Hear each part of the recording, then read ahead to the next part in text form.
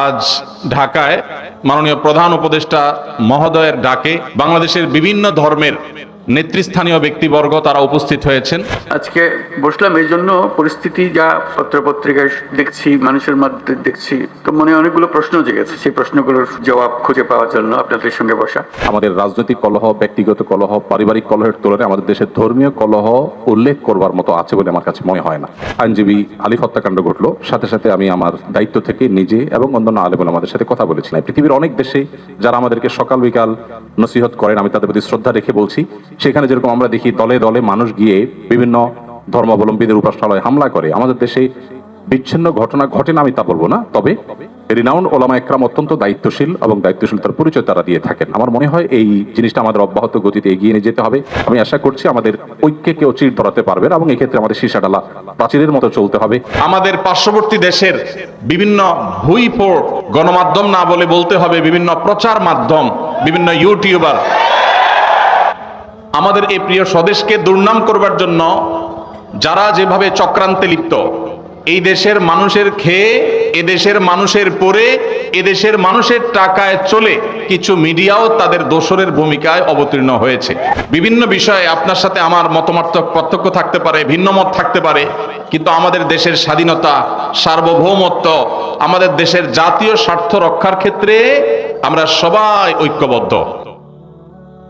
আজ ঢাকায় মাননীয় প্রধান উপদেষ্টা মহোদয়ের ডাকে বাংলাদেশের বিভিন্ন ধর্মের নেতৃস্থানীয় ব্যক্তিবর্গ তারা উপস্থিত হয়েছেন এবং মাননীয় প্রধান উপদেষ্টা মহোদয় আমাদের দেশকে দুর্নাম করবার জন্য, আমাদের প্রিয় মাতৃভূমিকে দুর্নাম করবার জন্য, মুসলমানদের সহনশীলতার যে ঐতিহ্য আছে এই দেশে, সেই ঐতিহ্যকে কালিমা লেপন করবার জন্য যে অপচেষ্টা দেশের বাহির থেকে হচ্ছে, আর দেশের ভেতরে থাকা তাদের যে চক্র আছে, সেই চক্র সেখানে সেই ষড়যন্ত্রের অংশীদার যখন হয়ে যাচ্ছে, এমন একটা কঠিন সময়ে মাননীয় প্রধান উপদেষ্টা ওলামা একরামকে ডেকেছেন।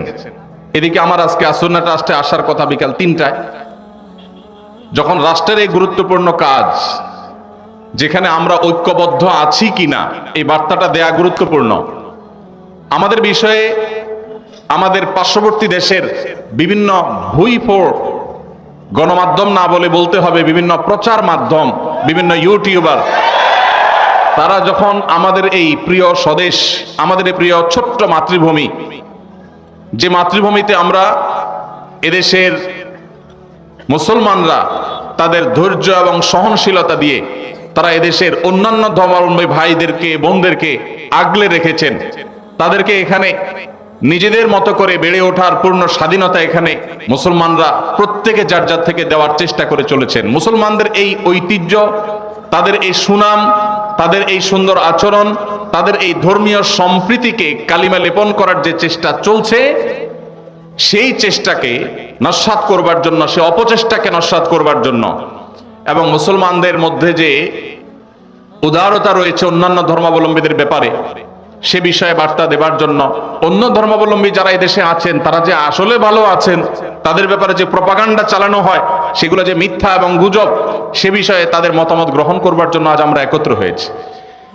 আজ আমাদের এই প্রিয় স্বদেশকে দুর্নাম করবার জন্য যারা যেভাবে চক্রান্তে লিপ্ত, এই দেশের মানুষের খেয়ে, এদেশের মানুষের পরে, এদেশের মানুষের টাকায় চলে কিছু মিডিয়াও তাদের দোসরের ভূমিকায় অবতীর্ণ হয়েছে। এই দুষ্ট চক্র যারা আমাদের এই ঐক্যবদ্ধ বাংলাদেশকে বিভক্ত করতে চায়, দুর্নাম করতে চায়, তাদের সে অপচেষ্টাকে নস্যাৎ করবার জন্য আমরা এদেশের মানুষ বিভিন্ন বিষয়ে আপনার সাথে আমার মতামত পার্থক্য থাকতে পারে, ভিন্ন মত থাকতে পারে, কিন্তু আমাদের দেশের স্বাধীনতা, সার্বভৌমত্ব, আমাদের দেশের জাতীয় স্বার্থ রক্ষার ক্ষেত্রে আমরা সবাই ঐক্যবদ্ধ। এই বার্তাটি দেওয়ার জন্য আজ তিনি আমাদের ডেকেছিলেন, সেখানে আমরা একত্র হয়েছি এবং সেই কারণেই আমার আসলে এখানে আসতে একটু দেরি হয়েছে।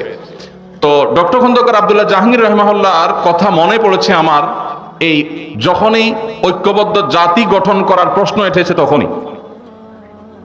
তখনই মনে পড়েছে স্যারকে, এই জন্য যে আজ থেকে 15 বছর 20 বছর আগে এই দেশে ঐক্যের যে ডাক আলেম সমাজের মধ্যে সবচেয়ে কার্যকর ঐক্যের ডাক যিনি দিয়েছিলেন সেই মানুষটির নাম হলো ডক্টর খন্দকার আব্দুল্লাহ জাহাঙ্গীর রহমাহুল্লাহ। স্যার যখন ঐক্যের কথা বলেছেন, তিনি যখন ইত্তেহাদ মাআল ইখতিলাফ, তার সেই প্রসিদ্ধ উক্তি ইত্তেহাদ মাআল ইখতিলাফ, বৈচিত্র্যময় ঐক্য, আপনার সাথে আমার 10টা বিষয়ে মতপার্থক্য আছে কিন্তু 100টা বিষয়ে আমরা একমত আছি, যে বিষয়ে একমত আছি ওই বিষয়ে আমরা একযোগে কাজ করি, ভিন্ন মত রেখেও আমরা একসাথে চলতে পারি, এই চিন্তা, এই দর্শন ডক্টর খন্দকার আব্দুল কাদের জাহাঙ্গীর রহমাহুল্লাহ মাহফিলে, সেমিনারে, ইউনিভার্সিটিতে, ক্লাসে, বই পুস্তকে, তার লিফলেটে তিনি দিয়ে গেছেন। আজ তার বিদায়ের এত বছর পরও জাতি যখন ঐক্যবদ্ধ হওয়ার প্রয়োজন দেখা দিয়েছে, আমাদের জাতীয় স্বার্থে ভিন্ন ভিন্ন মতের মানুষ হয়েও আমরা যখন ঐক্যবদ্ধ হওয়ার প্রশ্ন এসেছে, তখন ডক্টর খন্দকার আব্দুল্লাহ জাহাঙ্গীর রহমাহুল্লাহর নাম সবার আগে মনে পড়েছে। কারণ এই সেই মানুষ যিনি আমাদের মধ্যকার মত বিরোধগুলোকে কমিয়ে সেগুলোকে সম্মানজনকভাবে সুন্দরতম উপায়ে মত ভিন্নতার একটা প্রশংসনীয় জায়গায় আনার চেষ্টা করেছেন। আল্লাহরে বান্দা তার সারা জীবন চেষ্টা করেছেন এ বিষয়ে। আল্লাহ রাব্বুল আলামিন তার কবরকে নূরে নূরান্বিত করে দিন। আল্লাহ রাব্বুল আলামিন স্যারের সমস্ত ভুল ত্রুটি মাফ করে তাকে জান্নাতুল ফেরদাউসের মেহমান হিসেবে কবুল করে নিন।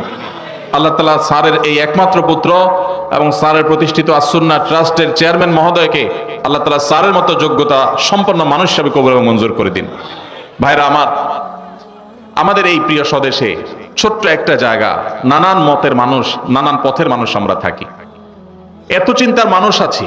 এই যে এই মাহফিলে আমরা এত মানুষ আছি, আমাদের মধ্যেও সবাই কি সব বিষয়ে একমত আছি? অনেক বিষয় আমাদের মধ্যে ভিন্নমত আছে না? কিন্তু ভিন্নমত থাকা সত্ত্বেও কিছু বিষয় এক, আমাদের আল্লাহ এক। কোনো ভিন্নমত আছে? আমাদের রাসূল সাল্লাল্লাহু আলাইহি ওয়াসাল্লাম, আমাদের কোরআন, আমাদের হাদিস, আমাদের ঐক্যের যে জায়গাগুলো, সেগুলো যদি একটা একটা করে আমরা তালিকা করি, আমরা দেখব মতপার্থক্য যদি আমাদের একজনের সাথে অন্যজনের 10টা 20টা বা 50টা বিষয় হয়, মতৈক্য রয়েছে আমাদের তার চাইতে বহুগুণ বেশি। আপনার সাথে আমার যদি 2 4 5 10টা বিষয় মতপার্থক্যের কারণে আপনি আমার থেকে দূরে যাওয়াটা গুরুত্বপূর্ণ মনে করেন, জরুরি মনে করেন, তাহলে শত শত বিষয়ে যে আমরা একমত আছি সেই কারণে কেন আমরা একে অন্যের কাছে আসতে পারছি না? ভাইরা আমার, আজ গোটা পৃথিবীতে আমরা মুসলমানরা যতটা পিছিয়ে আছি, যতটা দুর্বল আছি, বিভিন্ন জায়গায় জায়গায় আজ আমাদের মুসলমানদের উপরে যে নির্যাতন এবং জুলুম চলছে, আমাদের বিরুদ্ধে যে মিথ্যা প্রপাগান্ডা চলছে, সারা পৃথিবীর যেদিকে তাকাবেন সবচেয়ে বেশি মায়ের আমরাই খাচ্ছি, আবার দুর্নামের ভাগিদারও আমাদেরকেই হতে হচ্ছে। এর অন্যতম বড় কারণ হলো আমাদের অনৈক্য, আমাদের বিভেদ, আমাদের মত বিরোধ, আমাদের একে অন্যের বিরোধিতা করা।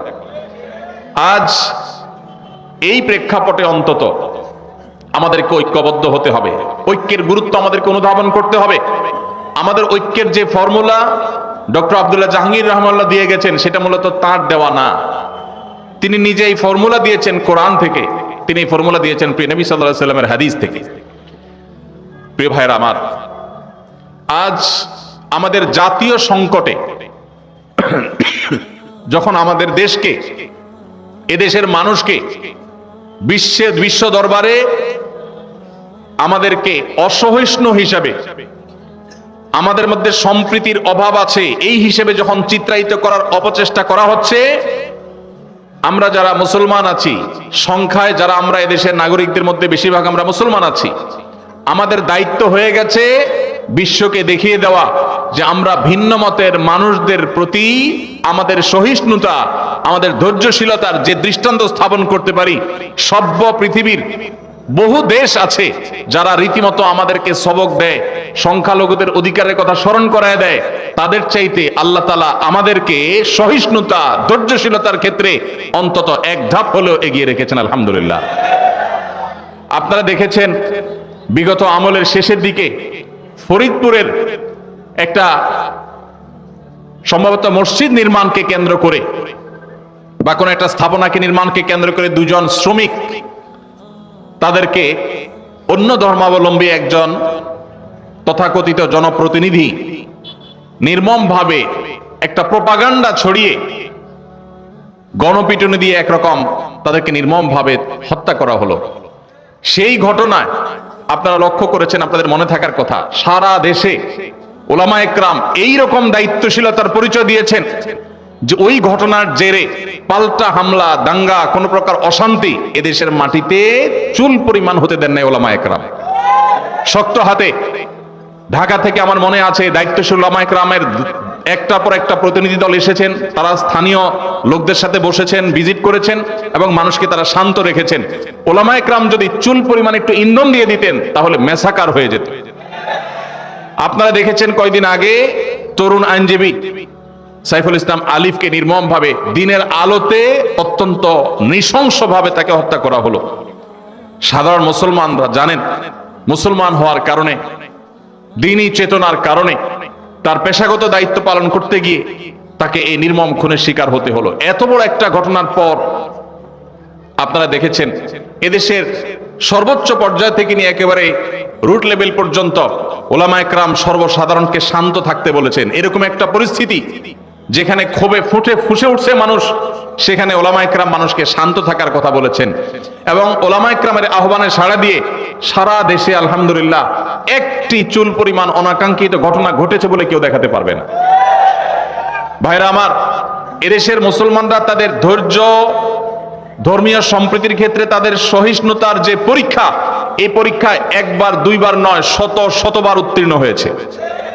তারপরে এক শ্রেণী মানুষ আপনাদেরকে দোষারোপ করার, আমাদেরকে দোষারোপ করার চেষ্টা করে। এই জন্য আমাদের দায়িত্বশীলতা অনেক বেড়ে যায়। আল্লাহ রাব্বুল আলামিন কোরআনে হাকিমে আমাদেরকে সেই দর্শন দিয়েছেন, যে দর্শনে আমরা আমাদের বিশুদ্ধ আকীদা, তাওহীদের বিশ্বাসের কথা প্রচার করব, সেটাকে নিজেদের মধ্যে ধারণ করব।